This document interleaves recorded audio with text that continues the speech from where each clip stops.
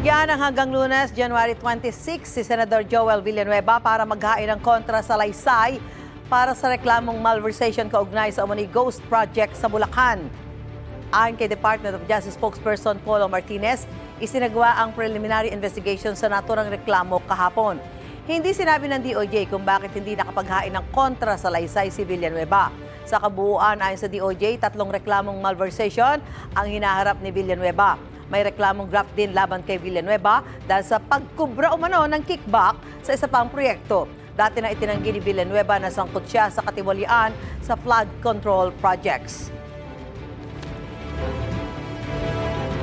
Gusto mo bang mauna sa mga balita?